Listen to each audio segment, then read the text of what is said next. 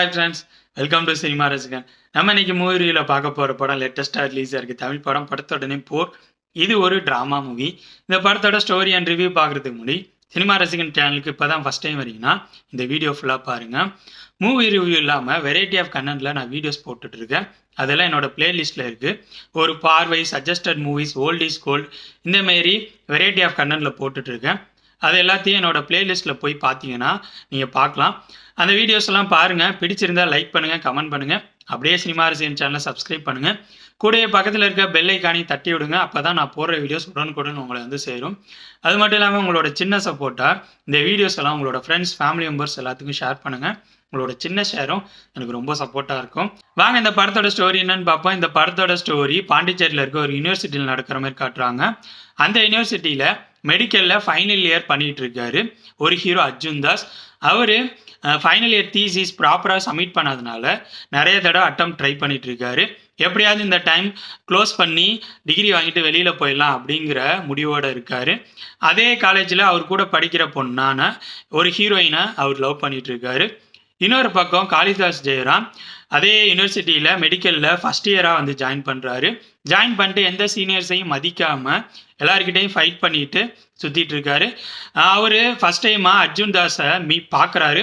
பார்த்ததுமே காளிதாஸ் ஜெயராம் அர்ஜுன் தாஸ்கிட்ட போய் லைட்டாக ஃபைட் பண்ணுற மாரி போய் நிற்கிறாரு. காரணம், இவங்க ரெண்டு பேருக்கு இடையில ஒரு ஃப்ளாஷ்பேக் இருக்குது. அந்த ஃப்ளாஷ்பேக்கில் இருக்க பிரச்சனையினால காளிதாஸ் ஜெயராம் எப்படியாவது அர்ஜுன் தாஸை பழி வாங்கணுங்கிற முடிவுக்கு வராரு. இது மட்டும் இல்லாமல் அந்த காலேஜில் நிறைய பிரச்சனைகளோட சில கிளைக்கதைகளும் இருக்குது. இந்த கிளைக்கதைகள் ப்ளஸ் அர்ஜுன் தாஸ், காளிதாஸ் ஜெயராம் இவங்க ரெண்டு பேருக்கும் இருக்க யூக பிரச்சனையெல்லாம் சால்வ் ஆனிச்சா இல்லையாங்கிறதுக்கெல்லாம் ஆன்சர் சொல்கிற படம் தான் போர். இந்த படத்தோட பாசிட்டிவ்ஸ் பற்றி சொன்னால், ஃபஸ்ட்டு பாசிட்டிவ் எனக்கு பட்டது படத்தில் நடித்தவங்களோட பர்ஃபார்மன்ஸ். எல்லாருமே நல்லா பண்ணியிருந்தாங்க. அவங்கவுங்களுக்கு கொடுத்துருந்த கேரக்டரை நல்லாவே பர்ஃபார்ம் பண்ணியிருந்தாங்கன்னு சொல்லலாம். நெக்ஸ்ட் பாசிட்டிவ் எனப்பட்டது படத்தோட ஒளிப்பதிவு அண்ட் பேக்ரவுண்ட் மியூசிக். ஒளிப்பதிவு, பேக்ரவுண்ட் மியூசிக் ரெண்டுமே இந்த படத்தோட ஃப்ளோவுக்கு சப்போர்ட்டாக இருந்துச்சுன்னே சொல்லலாம். ஒளிப்பதிவுங்கிற வகையில் படத்துக்கு எந்த அளவு சப்போர்ட் பண்ண முடியுமோ அந்தளவு பண்ணியிருந்தாங்கன்னே சொல்லலாம். ஏரியல் ஷாட், ட்ரோன் ஷாட்டு, அப்புறம் வைட் ஆங்கிள் சொல்லிட்டு எல்லா ஆங்கிள்ஸ்லேயும் முடிஞ்ச அளவு கேமரா யூஸ் பண்ணி கவர் பண்ணி எல்லாத்தையும் சீன்ஸில் அழகாகவே கன்வெர்ட் பண்ணியிருந்தாங்க. பேக்ரவுண்ட் மியூசிக் கிட்டத்தட்ட படத்தோட ஃப்ளோவுக்கு சப்போர்ட்டாக இருந்துச்சுன்னே சொல்லலாம். நிறைய இடங்களில் ஏஆர் ரஹ்மான் பேக்ரவுண்ட் மியூசிக் கேட்குற மாதிரியே ஃபீல் ஆனிச்சு. நெக்ஸ்ட் இந்த படத்தோட எடிட்டிங்கை பாசிட்டிவ் நெகட்டிவ் கேட்டகரியில் சொல்லலாம். எடிட்டிங் படத்தோட ஃப்ளோவுக்கு சப்போர்ட்டாக தான் இருந்துச்சு. ஆனால் இந்த படத்தோட லென்த்து கண்டிப்பாக குறைச்சிருக்கலாம். எடிட்டிங் பேஸில் ஒர்க் பண்ணியிருந்தா சில சீன்ஸ் எல்லாம் ரிமூவ் பண்ணி படத்தை கண்டிப்பாக 2 hours ப்ளஸ்லேயே கொண்டு வந்திருக்கலாம். 2.5 hours தேவையில்லைங்கிறது என்னோட ஒப்பீனியன். நெக்ஸ்ட் இந்த படத்தோட நெகட்டிவ்ஸ் நான் சொல்லணும்னா, ஃபஸ்ட்டு நெகட்டிவ்னு எனக்கு பட்டது படத்தோட ஸ்டோரி. இந்த படத்தோட ஸ்டோரி எதுங்கிறது சுத்தமாக தெரியவே இல்லை. ஏன்னா போருங்கிறது ஹீரோவான அர்ஜுன் தாஸுக்கும் இன்னொரு ஹீரோவான காளிதாஸ் ஜெயராம் இவங்க ரெண்டு பேருக்கு இடையில இருக்க ஈகோவை தான் போருங்கிற மாதிரி சொல்ல வராங்கன்னு நான் நினச்சேன். ஆனால் இந்த படத்தோட ஸ்டோரி அந்த யூனிவர்சிட்டியில் நடக்கிற எல்லா ஸ்டோரியையும் ஒருங்கிணைச்ச மாரி காட்டியிருந்தாங்க. எது மெயின் ஸ்டோரி, எது கிளை கதை அப்படிங்கிறது தெளிவாகவே இல்லை. இது இந்த படத்தோட மிகப்பெரிய நெகட்டிவ்னு நான் நினைக்கிறேன். நெக்ஸ்ட் இந்த படத்தோட நெகட்டிவ் ஸ்க்ரீன் பிளேயை சொல்லலாம். ஏன்னா இவங்களுக்கு ஸ்டோரியிலே கிளாரிட்டி இல்லாதனால ஸ்க்ரீன் பிளே உங்களால் ப்ராப்பராக பண்ண முடியலன்னே சொல்லலாம். எது மெயின் ஸ்டோரி, எது கிளை கதைன்னு தெரியாததுனால இவங்க பண்ணியிருக்க ஸ்க்ரீன் பிளே படத்தோட ஃப்ளோவுக்கு அந்தளவு சப்போர்ட்டாக இல்லை, சுவாரஸ்யமாகவும் இல்லை. சில இடங்களில் போர் அடிக்கிற மாதிரி தான் இருந்துச்சு. அடுத்ததான் அந்த படத்தில் இருக்க லாஜிக் மிஸ்டேக்ஸ், அப்புறம் கேரக்டர்ஸை டிசைன் பண்ண விதம். இவங்க எந்த கேரக்டரையும் ப்ராப்பராக டிசைன் பண்ணலையோ அப்படிங்கிறது என்னோட opinion. For example Arjun Das கேரக்டரும் சரி, காளிதாஸ் ஜெயராம் கேரக்டரும் சரி, நெக்ஸ்ட்டு ஒரு ஹீரோயின் கேரக்டரும் இன்னொரு ஹீரோயின் கேரக்டர்னு சொல்லிட்டு எந்த கேரக்டரையும் இவங்க கொஞ்சம் ப்ராப்பராகவே டிசைன் பண்ணவே இல்லை.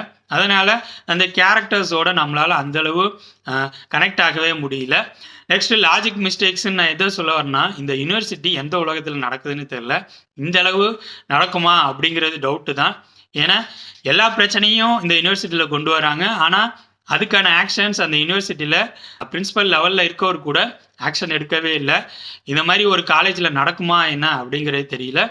அதே மாதிரி தான் ஃபஸ்ட் இயர் ஸ்டூடெண்டான Kalidas Jayaram senior, super senior வரைக்கும் பிரச்சனை பண்ணுறாரு. அது ப்ராக்டிக்கலாக நடக்கிறதுக்கு பாசிபிலிட்டி சுத்தமாக கிடையாது.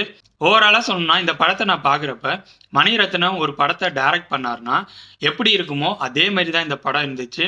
சீன்ஸு, மியூசிக்கு, ஸ்டைலிஷாக பேசுகிறது, வசனங்கள் அப்படிங்கிறது எல்லாமே மணிரத்னம் ஒரு படத்தை டைரக்ட் பண்ணார்னா எப்படி இருக்குமோ அந்த மாதிரி தான் இருந்துச்சு. இவங்க ஸ்டோரியை தெளிவாக முடிவு பண்ணி 2 பேருக்கு இடையில இருக்க ஈகோ பிரச்சனையை பேஸ் பண்ணி க்ளீனாக ஸ்ட்ரெயிட்டாக ஸ்க்ரீன் பிளே ரெடி பண்ணியிருந்தாங்கன்னா கண்டிப்பாக இந்த படம் நல்லாவே வந்திருக்கும்.